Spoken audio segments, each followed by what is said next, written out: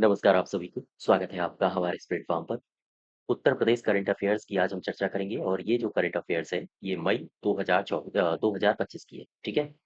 अर्थात पिछले महीने जो भी घटनाएँ घटी हैं उत्तर प्रदेश में, जो आपकी परीक्षाओं में पूछी जाती हैं और आपकी परीक्षाएँ जैसे आरओ-एआरओ की होने वाली है।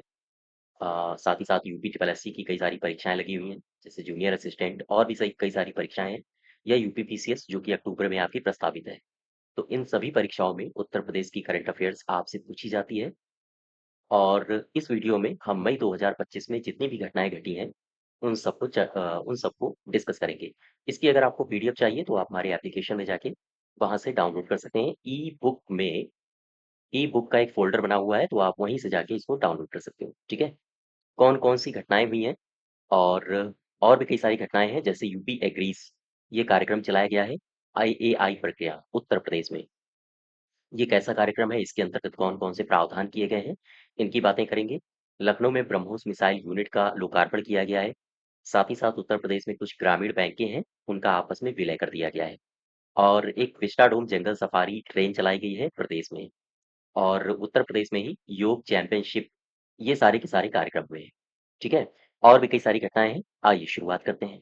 इसकी पीडीएफ के लिए मैं एक बार फिर बता दूँ, आप हमारी एप्लीकेशन में जाके एप्लीकेशन का लिंक आपको डिस्क्रिप्शन बॉक्स में मिल जाएगा।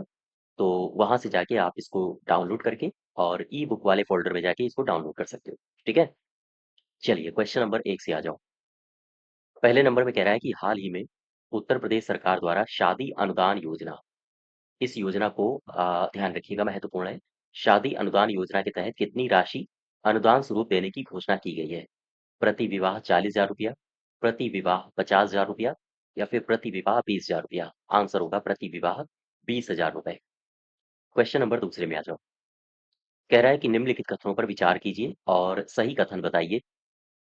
सबसे पहला कथन, उत्तर प्रदेश सरकार ने वैश्विक निवेश को आकर्षित करने के लिए वैश्विक क्षमता केंद्र नीति, ध्यान रखें, वैश्विक निवेश को आकर्षित करने के लिए कौन सी नीति को शुरू किया गया है?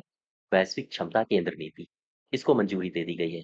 इस नीति का उद्देश्य क्या है? उत्तर प्रदेश को 1 ट्रिलियन अमेरिकी डॉलर की अर्थव्यवस्था बनाने के महत्वाकांक्षी लक्ष्य की ओर ले जाना।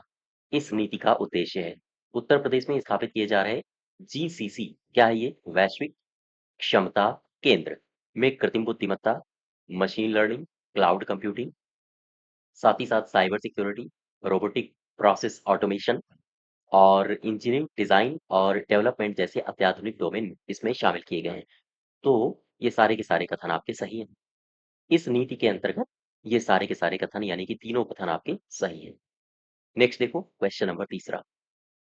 इसमें कह रहा है 3 मई 2025 को उत्तर प्रदेश सरकार ने किस योजना के तहत, यहाँ पर योजनाएं आपके लिए महत्वपूर्ण है, किस योजना के तहत राज्य की महिलाओं को प्राकृतिक खेती का प्रशिक्षण प्रदान किया है? कौन सी योजना है जिसमें उत्तर प्रदेश में जो महिलाएं हैं उनको प्राकृतिक खेती का प्रशिक्षण प्रदान किया गया है? योजना का नाम है कृषि सखी योजना। नेक्स्ट देखो क्वेश्चन नंबर चौथा। फोर्थ में कह रहा है कि कृषि सखी योजना के बारे में सही कथन पर विचार करो और बताइए कि कौन से कथन सही है। सबसे पहला कह रहा है, यह पहल कृषि में महिलाओं की भूमिका को औपचारिक रूप से मान्यता देती है। फिर से समझो एक बार। ये जो योजना है कृषि सखी योजना, गौर करना, ये एक ऐसी योजना है जो महिलाओं को कृषि में उनकी भूमिका के रूप में मान्यता देती है और उन्हें आर्थिक, सामाजिक रूप से आत्मनिर्भर बनाने की दिशा में एक महत्वपूर्ण कदम है। ठीक है? दूसरे में आ जाओ। कृषि सखी योजना में उन महिलाओं को शामिल किया जाएगा जो प्रदेश की स्थायी निवासी हों और जो साक्षर, अर्थात न्यूनतम प्राथमिक शिक्षा प्राप्त कर ली हो। ये दोनों की दोनों आपके कथन सही हैं। याद रखिएगा, योजना का अ, जो लाभार्थी है, लाभार्थी की पात्रता क्या है? ये जो कथन है, ये पात्रता के संबंध में आपसे सवाल अलग से पूछा जा सकता है। कृषि सखी योजना में कौन-सी महिलाओं को शामिल किया जाएगा? तो उत्तर प्रदेश की जो स्थायी निवासी हैं और जिनकी प्राथमिक शिक्षा जिन्होंने प्राप्त कर ली है। ये दोनों कथन आपके सही हैं। ठीक, नेक्स्ट देखो। कृषि सखी योजना के अंतर्गत कृषि सखियों को कितने रुपए प्रति माह मानदेय निश्चित किया गया है? इसी योजना से संबंधित 3 सवाल हैं। तीनों में अलग-अलग डेटा है। डेटा को एक जगह कलेक्ट करके याद रखो या फिर आप इसकी पीडीएफ को डाउनलोड करके ये इस योजना के बारे में याद रखिए। तो मुझे बताओ, ये जो कृषि सखियाँ हैं, इनको प्रति माह कितना मानदेय निश्चित किया गया है? आंसर होगा आपका ₹5,000 प्रति माह। ठीक है? छठे में आ जाओ। मई 2025 में राष्ट्रीय महिला आयोग की अध्यक्ष ने उत्तर प्रदेश के किस शहर में प्रधानमंत्री नरेंद्र मोदी की मां के नाम पर यशोदा आई अभियान इसकी शुरुआत की है? मुरादाबाद तो है नहीं, बरेली आंसर होगा। ठीक है, फिर से समझो। राष्ट्रीय महिला आयोग की अध्यक्ष इन्होंने एक अभियान की शुरुआत करी, ये भी उत्तर प्रदेश में कहा, बरेली में। इस अभियान का नाम क्या है? ये नाम है नरेंद्र मोदी जी की मां के नाम से, यशोदा आई अभियान। ठीक है, और आगे बढ़ जाओ जरा, 7वें में आ जाओ। इसमें क्या कह रहा है? उत्तर प्रदेश के मुजफ्फरनगर में आयोजित उत्तर प्रदेश स्टेट योग चैंपियनशिप। ध्यान दो, उत्तर प्रदेश स्टेट योग चैंपियनशिप। अगर आपसे पूछे कि कहाँ आयोजित हुआ है, तो आयोजन इसका हुआ मुजफ्फरनगर में। ठीक, सबसे पहला सवाल।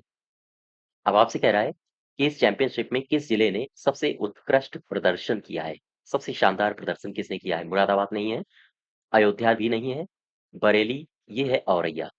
इस सवाल को एक बार फिर समझो, यहाँ से दो सवाल बन रहे हैं। अगर आपसे पूछे उत्तर प्रदेश स्टेट योग चैंपियनशिप, इसका जो आयोजन हुआ है वो कहाँ हुआ? मुजफ्फरनगर में।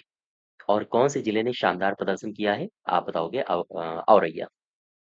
8वें में आ जाओ जरा। कह रहा है उत्तर प्रदेश के सारनाथ स्थित पवित्र बुद्ध अवशेषों को किस स्थान पर आयोजित संयुक्त राष्ट्र वेसाक दिवस समारोह के अवसर पर प्रदर्शित किया गया है?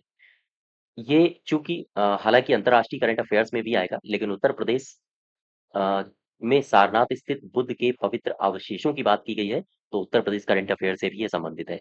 आंसर होगा इसका वियतनाम। ठीक है, और आ जाओ 9th में। 9th में देखो क्या कह रहा है। भारत के उपराष्ट्रपति हैं जगदीप धनखड़, सबको पता होगा। जगदीप धनखड़ ने उत्तर प्रदेश की राज्यपाल हैं आनंदीबेन पटेल, तो इनकी जीवनी का विमोचन किया है। इनकी जीवनी का नाम क्या है? फिर से समझो। अगर आपसे पूछे उत्तर प्रदेश की राज्यपाल आनंदीबेन पटेल की जीवनी का विमोचन किसने किया, तो आप बताओगे धनखड़ साहब ने, जो कि हमारे उपराष्ट्रपति हैं। इनकी जीवनी का अगर पूछे नाम क्या है, तो आप बताओगे चुनौतियां मुझे पसंद हैं। ठीक है, 10वें में आ जाओ। उत्तर प्रदेश के किस नगर निगम ने स्वच्छ भारत मिशन शहरी के अंतर्गत देश के पहले प्रमाणित ग्रीन म्युनिसिपल बॉन्ड के जरिए स्थायी जल प्रबंधन में अग्रणी भूमिका निभाई है? फिर से समझो एक बार। कह रहा है उत्तर प्रदेश में कोई नगर निगम है, ठीक है? उस नगर निगम ने स्वच्छ भारत मिशन शहरी के अंतर्गत देश में प्रमाणित ग्रीन म्युनिसिपल म्युनिसिपल बॉन्ड के जरिए स्थायी जल प्रबंधन में सबसे शानदार प्रदर्शन किया है। सवाल ये पूछ रहा है कि ये नगर निगम है कौन सा? ये नगर निगम है गाजियाबाद का, गाजियाबाद नगर निगम। और आगे आओ जरा, क्वेश्चन नंबर 11 में आ जाओ। 11 कह रहा है कि 22 मई 2025 को प्रधानमंत्री नरेंद्र मोदी जी के द्वारा अमृत भारत स्टेशन योजना के तहत उत्तर प्रदेश के कितने पुनर्विकसित रेलवे स्टेशनों का अनावरण किया गया? इसको एक बार फिर से पढ़ते हैं, गौर करना। कह रहा है कि उत्तर प्रदेश में कुछ रेलवे स्टेशन हैं जिनको पुनः विकसित करने के लिए योजना चलाई गई है। सवाल में ये पूछा गया है कि ये प्रधानमंत्री नरेंद्र मोदी जी ने ये सारा का सारा काम किया है, तो ऐसे कितने स्टेशन हैं? कितने स्टेशनों का विकास होना है उत्तर प्रदेश में? आप बताओगे 19। याद रहे, कौन-कौन है ये? उत्तर प्रदेश के बलरामपुर, बरेली सिटी, बिजनौर, फतेहाबाद, गोला गोकर्ण, गोवर्धन, गोविंदपुरी, हाथरस सिटी, ईदगाह आगरा, इज्जतनगर, करछना, मैलानी, पुखराया, रामघाट हाल्ट, सहारनपुर, सिद्धार्थनगर, सुरेमनपुर, स्वामीनारायण छपिया, उझानी स्टेशन को इस योजना के तहत नया स्वरूप दिया जाएगा। इन स्टेशनों का पुनर्विकास यूपी में रेल यात्रियों के लिए जो सुगम और सुखद अनुभव होगा, उसे सुनिश्चित किया जाएगा। यानी कि कुल मिला के जो भी ये सारे के सारे काम हो रहे हैं, यात्रियों को बेहतर से बेहतर सुविधाएं प्रदान करने के लिए ये सारे काम हो रहे हैं। क्वेश्चन नंबर 12 में आ जाओ। उत्तर प्रदेश की सरकार ने कितने वर्ष तक के ट्रांसजेंडर नागरिकों को वृद्धाश्रम सुविधा प्रदान करने का निर्णय किया है? यानी कि एक बात समझो, ट्रांसजेंडर जो नागरिक हैं, इन्हें वृद्धाश्रम सुविधाएँ प्रदान की जाएँगी। और वृद्धा आश्रम की सुविधाएँ किन लोगों को प्रदान की जाती हैं? क्या 15 साल के बच्चों को प्रदान की जाती? नहीं, जो वृद्ध होते हैं, लगभग जो 60 साल के होते हैं। तो वही कह रहा है कि कितने साल तक के ट्रांसजेंडर्स को वृद्धा आश्रम की सुविधाएँ प्रदान की जाएँगी? आप बताओगे 60 इयर्स, ठीक? 60 साल, और इसमें सारी बातें दी गई हैं। उत्तर प्रदेश सरकार की ओर से जारी प्रेस नोट में क्या बताया गया है? बताया ये गया है कि राज्य में 60 साल से अधिक आयु के जो ट्रांसजेंडर हैं, उन व्यक्तियों को वृद्धा आश्रम की सुविधाएँ दी जाएँगी, और साथ ही साथ उन्हें पेंशन, आयुष्मान भारत कार्ड, स्वास्थ्य जाँच, जो एक वृद्ध को आवश्यक होता है, वो सारी की सारी चीज़ें इन्हें भी दी जाएँगी। ठीक है? जैसे स्वास्थ्य जाँच, भोजन, मानसिक स्वास्थ्य काउंसलिंग और और भी कई सारी सुविधाएं इनको प्रदान की जाएगी। इसके अलावा ट्रांसजेंडर समुदाय की सुरक्षा समस्याओं के त्वरित समाधान के लिए प्रदेश सरकार ने हर जनपद में ट्रांसजेंडर सुरक्षा सेल की स्थापना की है। क्यों की है? ट्रांसजेंडर्स की सुरक्षा सुनिश्चित करने के लिए और उनकी जो समस्याएं होती हैं, उन्हें तत्काल समाधान उनका करने के लिए ट्रांसजेंडर सुरक्षा सेल को इस्टेब्लिश किया गया है। अब तक जिलाधिकारी की देखरेख में ये सेल संचालित किए जा रहे हैं। अगर आपसे पूछे ये जो सेल हैं ट्रांसजेंडर्स की सुरक्षा के लिए, त्वरित समाधान के लिए ये किसकी देखरेख में संचालित किए जाते हैं? आप बताओगे जिलाधिकारी। और 1067 ट्रांसजेंडर व्यक्तियों को पहचान पत्र जारी किए जा रहे हैं और साथ ही साथ उन्हें सरकारी योजनाओं का लाभ मिले, इसके लिए भी प्रावधान किए जा रहे हैं। ठीक है? 248 ट्रांसजेंडर विद्यार्थियों को छात्रवृत्ति भी प्रदान की गई है। तो बात याद रखो ये सारी की सारी। क्वेश्चन नंबर 13 में आ जाओ। 13 में क्या कह रहा है? इसमें कह रहा है कि मई 2025 में रक्षा अनुसंधान और विकास संगठन ने aerial delivery research and development establishment द्वारा निर्मित पहली बार स्वदेशी स्ट्रेटोस्फेरिक एयरशिप का सफल परीक्षण किया है। ये कंपनी प्रदेश के किस शहर में है? क्या बता सकते हो? फिर से समझो। रक्षा अनुसंधान और विकास संगठन ने एरियल डिलीवरी रिसर्च और डेवलपमेंट इस्टेब्लिशमेंट के द्वारा निर्मित पहली बार स्वदेशी स्ट्रेटोस्फेरिक एयरशिप का सफल परीक्षण किया है। ये जो कंपनी है, ये कहाँ पर है? ये कंपनी मेरठ में तो नहीं है, अलीगढ़ में भी नहीं है, ये कंपनी है आगरा में। क्वेश्चन नंबर 14 में आओ। 14 में क्या कह रहा है? उत्तर प्रदेश के किस स्थान पर करीब 900 करोड़ रुपए की लागत से भारत पथ का निर्माण किया जाएगा? 900 करोड़ रुपए की लागत से। यहाँ पर दो क्वेश्चंस हैं, दोनों क्वेश्चंस आप ध्यान रखोगे। सबसे पहला क्वेश्चन, अगर आपसे पूछे ये जो सॉरी भारत पथ है, इसका निर्माण कहाँ किया जाएगा? आप बताओगे अयोध्या में। और ये जो भारत पथ निर्माण किया जा रहा है, इसकी लागत कितनी आ रही है? लगभग 900 करोड़ रुपए। दोनों प्रश्नों को आप ध्यान रखो। 15 में आ जाओ। कह रहा है उत्तर प्रदेश सरकार से मिली जानकारी के अनुसार प्रदेश के किस स्थान पर स्वतंत्रता संग्राम के वीरों की स्मृति में एक म्यूजियम और ओपन थिएटर सहित वीर रथ पार्क इसका निर्माण किया जाएगा? फिर से समझ लो। निर्माण किया किसका जा रहा है? निर्माण किया जा रहा है एक म्यूजियम का और ओपन थिएटर सहित वीर रथ पार्क का। सवाल ये है कि ये किसको समर्पित होगा? तो ये समर्पित है स्वतंत्रता संग्राम के वीरों को। उनकी स्मृति में इसका निर्माण किया जा रहा है। क्वेश्चन हमारा ये है कि कहाँ पर किया जा रहा है? तो आप बताओगे नोएडा में। ठीक है? 16 में आ जाओ। 16 16 में क्या कह रहा है? उत्तर प्रदेश कौशल विकास मिशन द्वारा आयोजित 3 दिवसीय क्षमता संवर्धन कार्यशाला।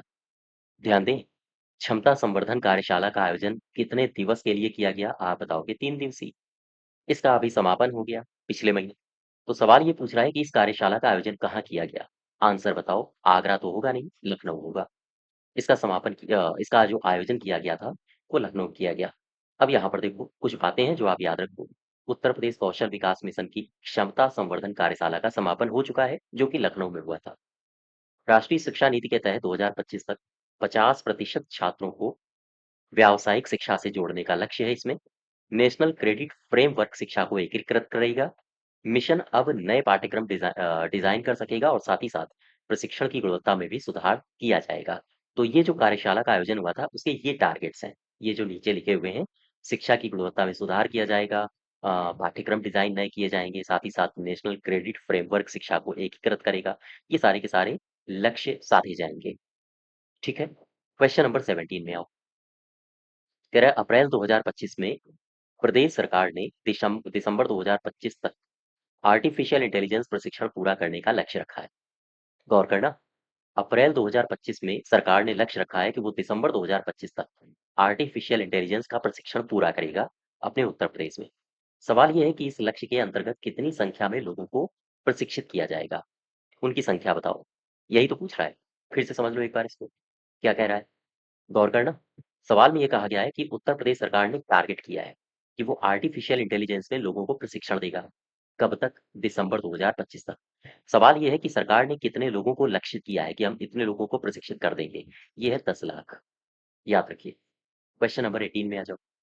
18 क्या कह रहा है? निम्न कथनों पर विचार करो और सही कथन पहचानिए। उत्तर प्रदेश सरकार ने प्रदेश के अलीगढ़ जिले में पीपीपी मॉडल यानी पीपीपी मॉडल पर एयरपोर्ट की तरह बस पोर्ट के निर्माण की घोषणा की है। ध्यान दें, उत्तर प्रदेश सरकार ने प्रदेश के कहाँ पर? अलीगढ़ में पीपीपी मॉडल पर पब्लिक प्राइवेट पार्टनरशिप मॉडल पर एयरपोर्ट की तरह बस पोर्ट का भी निर्माण किया जाएगा और वो किया जाएगा अलीगढ़ में। फिर दूसरे में आ जाओ, कह रहा है उत्तर प्रदेश सरकार ने मिशन शक्ति अभियान के तहत महिला सशक्तिकरण के क्षेत्र में नया कीर्तिमान रचा है और 9 करोड़ से अधिक महिलाओं तक पहुंच बनाने में सफलता प्राप्त की है। इस सवाल को एक बार फिर समझो, सेकंड लाइट को। एक अभियान चलाया जा रहा है, मिशन शक्ति अभियान। कह रहे हैं उत्तर प्रदेश सरकार ने इस अभियान के तहत महिला सशक्तिकरण को बढ़ावा दिया है, ये तो सबको पता है। लेकिन वो कितने महिलाओं तक पहुंचा है? उसने महिलाओं को सशक्त बनाया है। तो ध्यान दें, 9 करोड़, 9 करोड़ से भी अधिक। तो इसके दोनों पार्ट सही हो जाएंगे, सी पार्ट। क्वेश्चन नंबर 19 में आ जाओ। 19, उत्तर प्रदेश राज्य कर विभाग के अंतर्गत, ये सवाल अच्छा है, आपसे पूछा जा सकता है। ठीक है, किसी भी परीक्षा में, चाहे यूपी ट्रिपल एससी की परीक्षाएं होने वाली हो या यूपी पीसीएस की जो आपकी अक्टूबर में लगी हुई है, या फिर जो जुलाई में परीक्षा लगी हुई है आरओ की, ये सवाल अच्छा है। पूछ रहा है, उत्तर प्रदेश राज्य विभाग के अंतर्गत जीएसटी संग्रह के संबंध में निम्न कथनों पर विचार करो और बताइए कि कौन से कथन सही है। याद रखें, उत्तर प्रदेश में एक जोन है जिसको कहते हैं मेरठ जोन। तो मेरठ जोन ने राज्य कर विभाग के अंतर्गत जीएसटी संग्रह में पूरे प्रदेश में कौन सा स्थान प्राप्त किया है? आप बताओगे पहला स्थान। तो सबसे अव्वल रहा है मेरठ, ये पहला सही है। दूसरे में आ जाओ, प्रदेश में लखनऊ का कॉर्पोरेट सर्किल मुख्यालय ये दूसरे स्थान पर रहा है। लखनऊ का कॉर्पोरेट सर्किल मुख्यालय ये सेकंड स्थान पर रहा है, ये भी सही है। तीसरे में आ जाओ, मेरठ जोन ने इस वर्ष 211.87 करोड़ रुपए का राजस्व संग्रह कर लक्ष्य का बड़ा हिस्सा प्राप्त किया है। सारे के सारे कथन सही, जिसमें ये जो पार्ट है, ए पार्ट, ये आपके लिए बहुत महत्वपूर्ण है, याद रखिएगा। केवल और केवल एक स्टेटमेंट आपसे सीधा सवाल पूछा जाएगा, राज्य कर विभाग के अंतर्गत जीएसटी संग्रह में पूरे प्रदेश में पहला स्थान किस जोन ने प्राप्त किया है? आप बताओगे मेरठ ने। क्वेश्चन नंबर 20 में आ जाओ, 20 नंबर। इसमें कह रहा है कि उत्तर प्रदेश कौशल विकास मिशन ने राज्य के युवाओं को वैश्विक स्तर का तकनीकी कौशल प्रदान करने के लिए तकनीकी सहयोग हेतु किस संस्थान के साथ समझौता किया है? फिर से समझो, उत्तर प्रदेश सरकार का एक मिशन चल रहा है, कौशल विकास मिशन। इस मिशन के अंतर्गत राज्य के युवाओं को वैश्विक स्तर का तकनीकी कौशल प्रदान किया जाता है। तो अब अगर वैश्विक स्तर का तकनीकी कौशल प्रदान करना है, तो कोई ना कोई एक टेक्नोलॉजी से संबंधित संस्था से करार करना पड़ेगा। तो वो कौन सी संस्था है जिससे करार किया गया है? यह है भारतीय प्रौद्योगिकी संस्थान रुड़की, याद रखिएगा। ठीक, क्वेश्चन नंबर 21 में आओ। निम्नलिखित कथनों पर विचार करो और सही विकल्प की पहचान करो। कह रहा है आगरा नगर निगम ने कचरे के निस्तारण से बिजली उत्पादन के लिए वेस्ट टू एनर्जी प्लांट परियोजना को वर्ष 2026 तक शुरू करने की योजना बनाई है। बिल्कुल सही है, याद रखिएगा। किस नगर निगम ने बनाया है? यह है आगरा नगर निगम। फिर दूसरे में आओ, उत्तर प्रदेश के कानपुर में विकसित मॉडर्न कन्वेंशन सेंटर का संचालन और रख रखाव मैनुअल आईआईएम इंदौर द्वारा तैयार किया गया है। ये भी कथन सही है। ये स्टेटमेंट आपके लिए दोनों महत्वपूर्ण है, याद रखिएगा, दोनों ही। सेकंड में एक बार फिर से पढ़ो, कह रहा है कि उत्तर प्रदेश के कानपुर में विकसित मॉडर्न कन्वेंशन सेंटर। अगर आपसे सीधा सवाल पूछे, मॉडर्न कन्वेंशन सेंटर इसको कहाँ विकसित किया गया है? कानपुर में। इस सेंटर का संचालन करना है, इसका रखरखाव करना है, और रखरखाव और संचालन करने के लिए जो मैनुअल तैयार होगा, उसे किसने तैयार किया है? तो आप बताओगे आईआईएम इंदौर ने। दोनों स्टेटमेंट आपके सही हैं। आगे बढ़ो जरा, क्वेश्चन नंबर 22 में आ जाओ। निम्नलिखित कथनों पर विचार करो और सही कथन की पहचान करो। उत्तर प्रदेश सरकार ने मात्र 24 घंटे में 10 किलोमीटर लंबा कैश बैरियर बनाकर और 34.24 किलोमीटर बिटुमिनस कंक्रीट सड़क का निर्माण करके विश्व रिकॉर्ड बनाया है। याद रखें इस स्टेटमेंट को। ठीक, इनकी लंबाई भी याद रखना, चूंकि विश्व रिकॉर्ड बना है, इसलिए इनकी लंबाइयां भी आपके लिए महत्वपूर्ण हो जाती है। बिटुमिनस कंक्रीट सड़क ये 34.24 किलोमीटर की है। ठीक है, अब दूसरे में आ जाओ। इस उपलब्धि के लिए राज्य को, उत्तर प्रदेश को golden book of world records, Asia book of records और इंडियन बुक ऑफ रिकॉर्ड्स में जगह दी गई है। ये सारे के सारे कथन आपके सही हैं। अब आ जाओ 23 में। 23 में कह रहा है कि उत्तर प्रदेश के किस शहर में केंद्रीय इलेक्ट्रॉनिक्स और सूचना प्रौद्योगिकी मंत्री ने भारत के पहले 3 नैनोमीटर चिप डिजाइन केंद्र का उद्घाटन किया है? फिर से समझो, उत्तर प्रदेश के किस शहर में ये उद्घाटन किया गया है? किसका? भारत के पहले 3 नैनोमीटर चिप डिजाइन केंद्र का ये उद्घाटन किया गया है नोएडा में, ठीक है? और किसने किया है? तो उद्घाटन करने वाले हैं केंद्रीय इलेक्ट्रॉनिक्स और सूचना प्रौद्योगिकी मंत्री। 24 में आओ जरा। कह रहा है उत्तर प्रदेश में ऐसा कौन-सा शहर है, जिस शहर में केंद्रीय रक्षा मंत्री यानी राजनाथ सिंह जी और उत्तर प्रदेश के मुख्यमंत्री यानी योगी आदित्यनाथ जी मिले और भारत के सबसे बड़े टाइटेनियम एवं सुपर एलॉय मटेरियल्स प्लांट का उद्घाटन किया है। यानी उत्तर प्रदेश के किस शहर में रक्षा मंत्री और उत्तर प्रदेश के मुख्यमंत्री ने भारत के सबसे बड़े titanium super alloy materials plant का उद्घाटन किया? ये आंसर होगा लखनऊ। याद रखिएगा। ठीक है? 24 में आओ, सॉरी 25 में। 25 में कह रहा है कि हाल ही में चर्चा में रही मुख्यमंत्री सामूहिक विवाह योजना। हालांकि ये चर्चा में इसलिए रही है क्योंकि इसमें जो राशि मिलती थी 51,000 रुपए, अब ये बढ़ा दी गई है। 51,000 रुपए से बढ़ा के 1 लाख रुपए कर दिया गया है। ठीक है? तो आओ देखो, सामूहिक विवाह योजना के संबंध में सही कथन बताओ। इस योजना के तहत अब 51,000 रुपए के बजाय 1 लाख रुपए की सहायता दी जाएगी। ये योजना कब से शुरू हुई थी? तो आप बताओगे 2017 से। और एक खास बात, सामूहिक विवाह अगर योजना के तहत अगर आप विवाह करने वाले हैं, तो आपका विवाह तभी होगा जब कम से कम 10 जोड़े वहाँ पर होंगे। यानी 10 जोड़ों का पंजीकरण अनिवार्य है, तभी आप इस योजना का लाभ ले सकते हैं। तो अब आप जानिए आपको लाभ लेना है या नहीं लेना है, लेकिन फिलहाल रकम अच्छी खासी मिल रही है, 1 लाख रुपए, है ना? तो ले डालिए। क्वेश्चन नंबर 26 में आओ। 26 में कह रहा है कि मुख्यमंत्री सामूहिक विवाह योजना के अंतर्गत लाभार्थी के पात्रता मापदंड। हाँ, अब जरा पात्रता देख लो। अगर आप इसका लाभ लेना चाहते हैं तो आपको कौन-कौन सी पात्रताएं दिखानी होंगी सरकार को। अगर आप कन्या हैं तो 18 साल की आपको होना चाहिए और अगर आप वर हैं तो फिर आपको 21 साल का होना चाहिए। और अगर इस एज क्राइटेरिया में आप आते हैं तो आप 1 लाख रुपए के हकदार हैं इस समय, है ना? और दूसरी कंडीशन देख लो, वर और वधू दोनों उत्तर प्रदेश के हों। ऐसा नहीं है कि आप तमिलनाडु के हैं तो आपको ये लाभ मिल जाएगा, नहीं। वर और वधू दोनों उत्तर प्रदेश के स्थायी निवासी होने चाहिए। साथ ही साथ परिवार की वार्षिक आय सरकार के द्वारा जो निर्धारित मापदंड है, उस सीमा के भीतर होना चाहिए। तो ये तीनों कथन आपके सही हैं, ठीक है? योजना अच्छी है, आप याद रखिए ये सारे के सारे फैक्ट्स और आपसे परीक्षाओं में पूछे भी जा सकते हैं। उत्तर प्रदेश सरकार की शादी अनुदान योजना। सरकार इस तरह की योजनाओं को बड़ा प्रमोट कर रही है आजकल। शादी अनुदान योजना के संबंध में सही कथन की पहचान कीजिए। शादी अनुदान योजना के तहत प्रति विवाह कितना रुपया अनुदान दिया जाएगा? 20,000 रुपए, याद रखिएगा। इसमें एक परिवार से अधिकतम कितनी बेटियों को लाभान्वित किया जाएगा? 2। ठीक है? 2 बेटियों को लाभान्वित किया जाएगा और योजना के अंतर्गत जो आय सीमा है, उसे बढ़ाकर 1 लाख रुपए कर दिया गया है। ये भी आप योग्यता याद रखें। ठीक है? हाँ, पूछी जा सकती हैं चूँकि करंट अफ़ेयर्स है और योजनाएँ आपसे लगातार पूछी जाती हैं, चाहे यूपी ट्रिपल एससी के एग्ज़ाम्स हों या फिर यूपी पीसीएस के एग्ज़ाम्स हों। 28 में आ जाओ।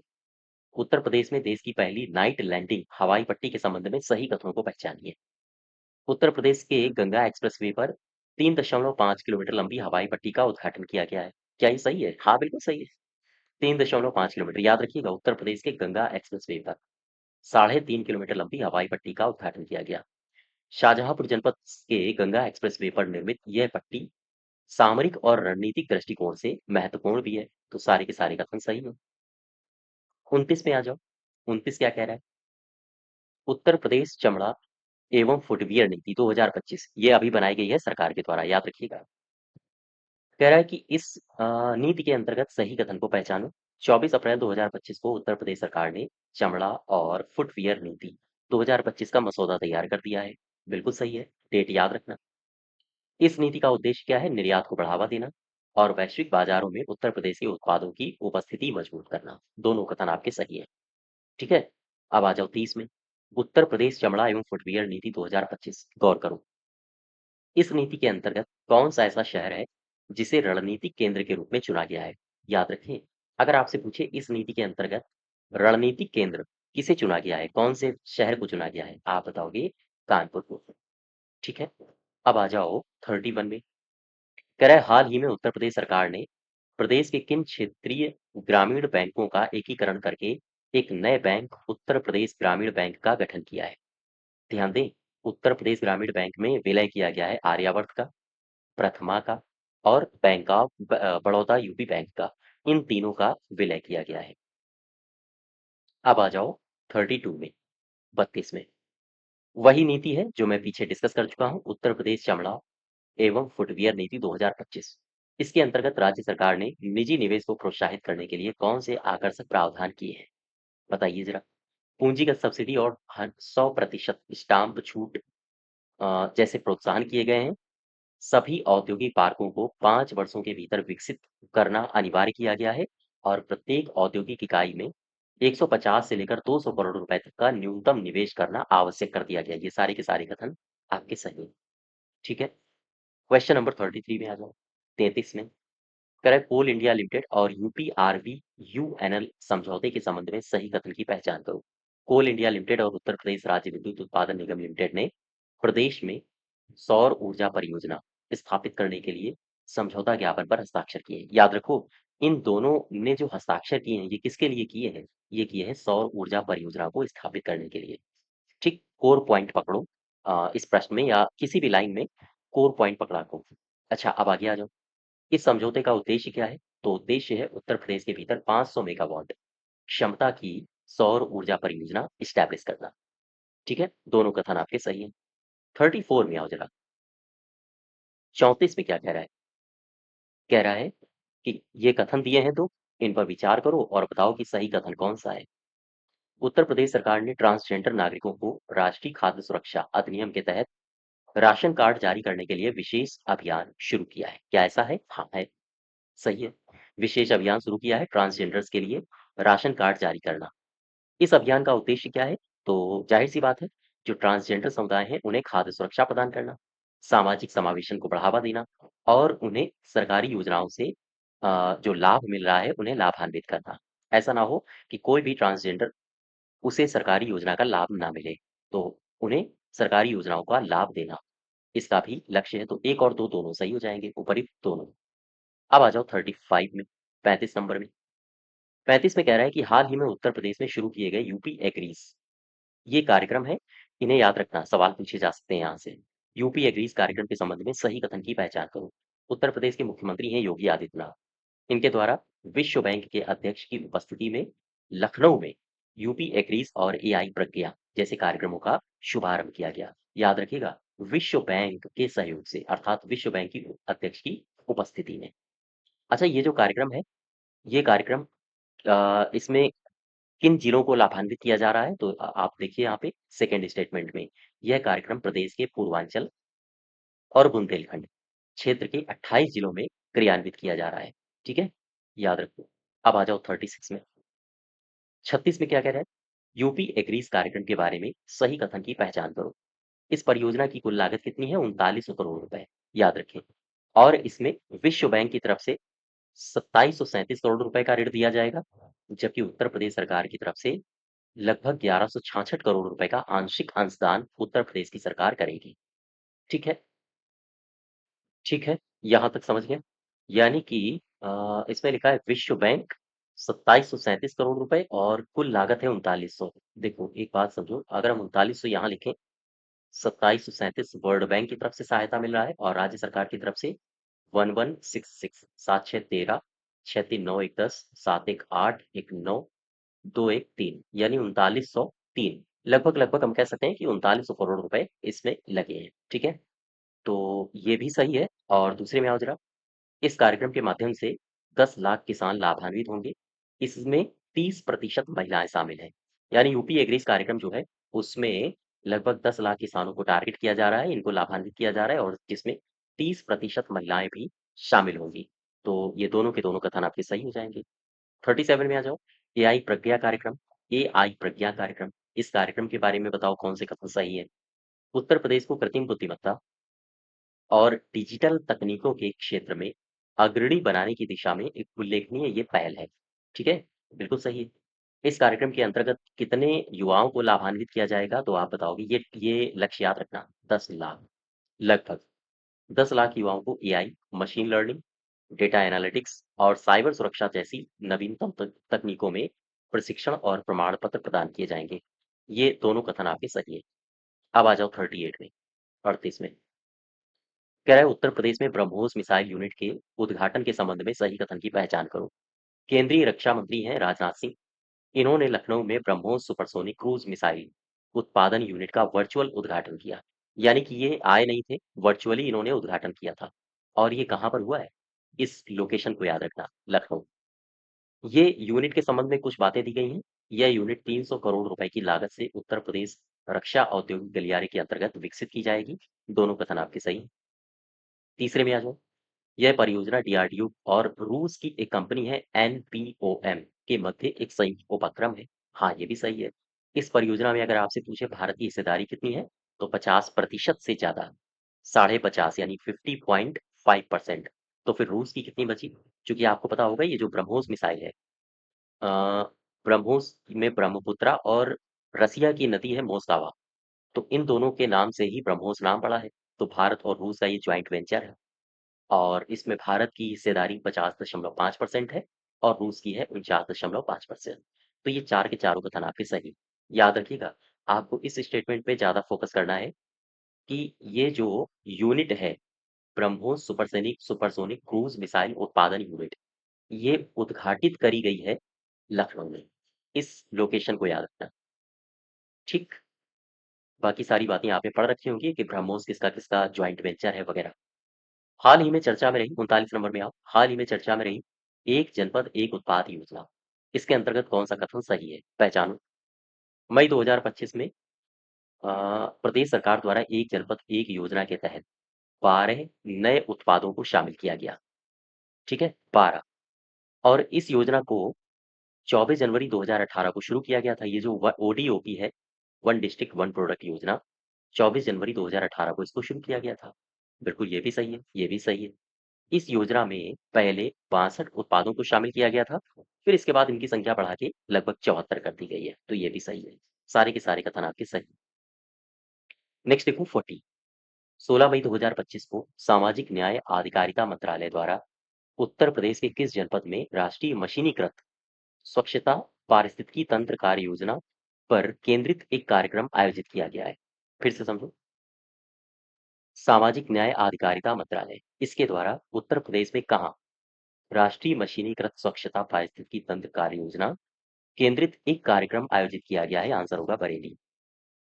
41 में आ जाओ जरा, 41 नंबर में कह रहा है कि हाल ही में चर्चा में रहे सीड पार्क के संबंध में सही कथन की पहचान करो। उत्तर प्रदेश सरकार ने राज्य की कृषि क्षमता को सशक्त बनाने के लिए, शब्दों को पकड़ना, शब्दों को पकड़ना जो मैं कह रहा हूँ, कृषि क्षमता, उसको सशक्त बनाना है यानी उसको सुदृढ़ करना है और बीज उत्पादन में आत्मनिर्भरता प्राप्त करनी है। तो इसके लिए क्या किया गया है?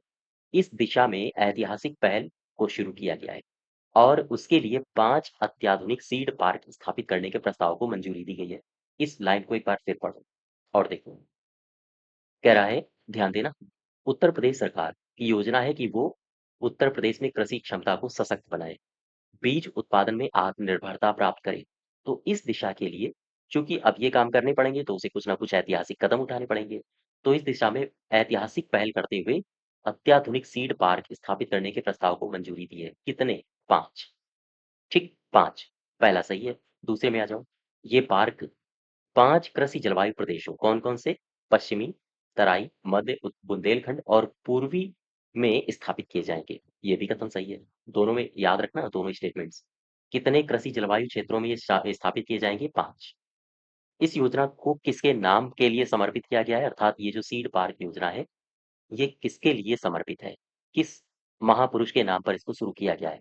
तो पूर्व प्रधानमंत्री थे हमारे चौधरी चरण सिंह। इनके नाम पर इस योजना को शुरू किया गया है। तो ये 3 के तीनों कथन आपके सही हैं। ठीक है?